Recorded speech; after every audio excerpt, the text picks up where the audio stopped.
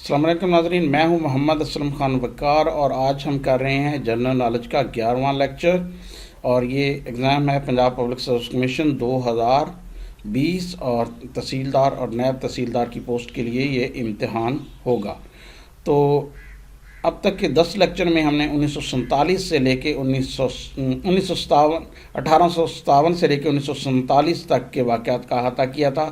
اب next 10 lecture میں ہم 1947 سے لے کے 2020 تک کے واقعات کو دیکھیں گے۔ تو آج اس سلسلے کا جو پہلا لیکچر ہے یہ 1947 سے 1951 تک کے پیریڈ کے واقعات پر مشتمل ہے۔ اس کے بعد 51 سے 58 اور 58 سے 68 اور 68 سے 77 اور 77 سے لے کے سن 1988 یعنی کہ ضیاء کا دور، اور اس کے بعد 88 سے 99 جمہوری دور، اور پھر 99 سے 2008 مشرف کا دور، اور پھر 2008 سے 2015 پیپل پارٹی اور مسلم لیگ کے دور کو ڈسکس کریں گے، اور اس کے بعد 2015 سے آن ورڈ اب تک کے واقعات پہ بات ہوگی۔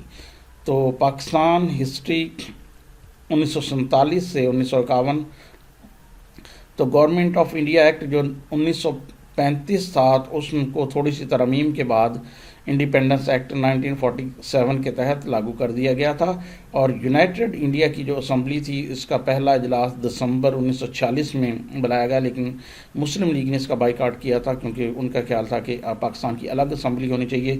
تو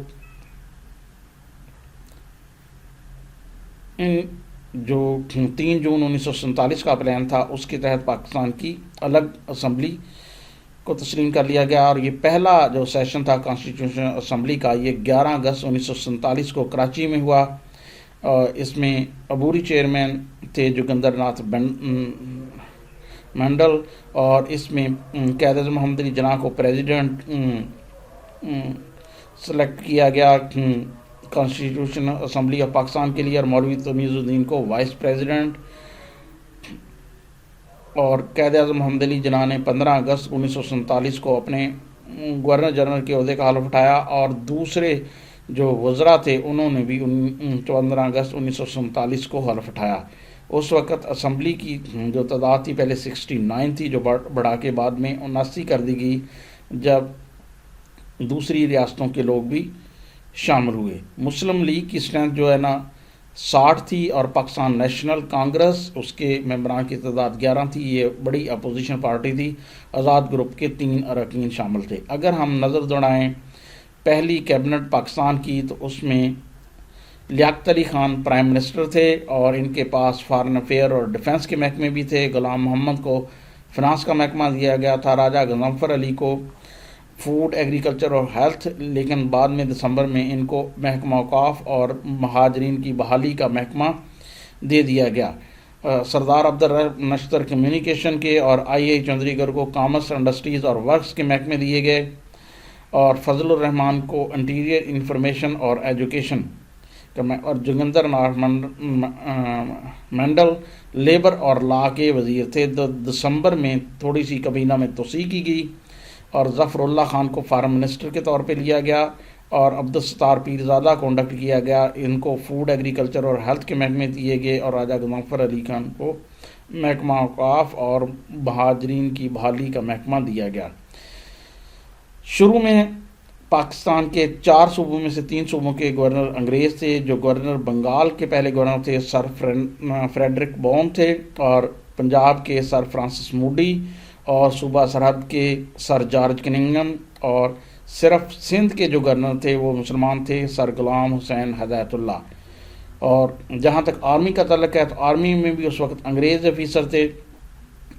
رائل پاکستان آرمی کے جو ہیڈ تھے سر فرینک میسروی تھے، اور رائل پاکستان ایئر فورس کو لیڈ کر رہے تھے air vice marshal Perry Keene, اور رائل پاکستان نیوی کو ایڈمرل جیفورڈ لیڈ کر رہے تھے، اور گورنر جنرل کے جو فائنینشیل ایڈوائزر تھے سر آرچی بالڈ رولینڈ، یہ بھی گورے تھے۔ اور اس طرح شروع میں ہمیں انگریزوں کا کافی عمل دخل پاکستان کی انتظامیہ میں نظر آتا ہے۔ تو قائد اعظم کی صحت جو ہے گرتی گئی بہت زیادہ کام کی وجہ سے، اور 11 ستمبر 1948 کو وہ اپنے خالق حقیقی سے جا ملے، اور ان کے بعد خواجہ ناظم الدین کو دوسرا گورنر جنرل پاکستان کا بنایا گیا، اور لیاقت علی خان بدستور وزیر اعظم رہے۔ اس دور میں جو اہم واقعات ہیں ان میں آبجیکٹو ریزولوشن ہے، 12 مارچ 1949 کو منظور ہوئی، 7 مارچ کو پیش ہوئی، اور بعد میں اس کو قرارداد مقاصد کو 1956، 62 اور 71 کے آئین میں دباچے کے طور پر شامل کیا گیا، اور 8ویں ترمیم 1985 کے تحت اس کو آئین کا حصہ بنا لیا گیا۔ لیاقت علی خان کو راولپنڈی میں 16 اکتوبر 1951 کو گولی مار دی گئی، اور اس کے بعد خواجہ ناظم الدین جو گورنر تھے ان کو پرائم منسٹر بنایا گیا، اور غلام محمد انہوں نے تیسرے گورنر جنرل کے طور پہ حلف اٹھایا۔ تو ایک اور اہم واقعہ جو ہے وہ راولپنڈی کانسپریسی کیس ہے۔ یہ کچھ آرمی کے آفیسر اور کچھ جو ہے نا سوشلسٹ عناصر نے ایک میٹنگ کی 23 فروری 1951 کو۔ اس میں میجر جنرل محمد اکبر تھے۔ میجر جنرل محمد اکبر جو ہے نا تقسیم پاکستان کے وقت بریگیڈیئر تھے، اور انہوں نے آزاد کشمیر کے محاذ پر بہت اچھے طریقے سے جنگ لڑی تھی، اور ان کو جنگ بندی کا بڑا افسوس تھا، اور وہ چاہتے تھے کہ کشمیر کو سارے کو فتح کر لیا جائے۔ تو بعد میں ان کو کمانڈر ان چیف بھی نہیں بنایا گیا، اس بنام پہ بھی کچھ ریزرویشن تھی۔ تو میجر جنرل اکبر اور لیفٹیننٹ کرنل صدیق راجہ اور میجر محمد یوسف سیٹھی کے ساتھ فیض احمد فیض اور سجاد ظہیر تو طے یہ پایا کہ گورنر جنرل اور وزیر اعظم کو گرفتار کر لیا جائے، اور گورنر جنرل سے وزیر اعظم کی چھٹی کرا دی جائے، اور اس کے بعد اب جو جنرل اکبر ہیں یہ حکومت سنبھال لیں اور الیکشن کروائیں، اور کمیونسٹ پارٹی کو بھی الیکشن میں حصہ لینے کا موقع دیا جائے۔ تو لیکن یہ جو ہے نا اس وقت ایک پولیس کے افسر علی تھے، انہوں نے یہ صوبہ سرحد کے آئی جی کو بتایا، اور اس سے وزیر اعظم تک بات پہنچی، اور ان کو تمام سازشی بندوں کو پکڑ لیا گیا۔ حالانکہ کوئی پلان ابھی تک جو ہے منظوری نہیں دی، ڈسکس ہی ہوا تھا، اور یہ مقدمہ چلا، اور اس میں 14 سال کی سزا سنائی گئی کچھ لوگوں کو 4 سال کی۔ تو بعد میں 1955 میں یہ لوگ رہا ہو گئے۔ تو اس طرح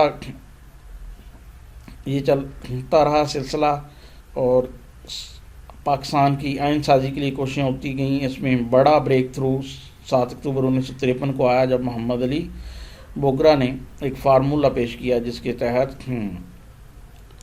تمام پارٹیاں اس بات پہ راضی ہو گئیں کہ ان تجاویز کو آئین کا حصہ بنا لیا جائے۔ تو یہ تھے ہمارے وہ واقعات 1947 سے لے کے 1951 تک۔ تو اس میں کافی سارے اہم ڈیٹے ہیں۔ ان میں ہے کہ قائد اعظم نے گورنر جنرل کا حلف کب اٹھایا، قانون ساز اسمبلی کا پہلا اجلاس کب ہوا، اور اس کے علاوہ لیاقت علی خان کب شہید ہوئے، قائد اعظم نے کب وفات پائی، اور اس کے علاوہ پہلے گورنر جنرل کون تھے، دوسرے گورنر جنرل کون تھے، پہلے وزیر اعظم کون تھے، دوسرے وزیر اعظم کون تھے، اور باقی وزارتوں کے متعلق بھی پوچھا جا سکتا ہے۔ تو اور صوبہ سرحد سندھ اور بنگال کے گورنر جنرلوں کے نام پوچھے جا سکتے ہیں، اور چیف منسٹر کے نام بھی پوچھے جا سکتے ہیں، جو ہم نے اس لیکچر میں ڈسکس نہیں کیے، کسی اگلے لیکچر میں وہ ہم ڈسکس کریں گے۔ یہ کافی سارے سوالات ہیں جو آپ اس لیکچر سے لے سکتے ہیں۔ تو اگلے لیکچر میں ہم بات کریں گے 1951 سے لے کے 1958 تک کے پیریڈ میں۔ مجھے دیجیے اجازت۔ اللہ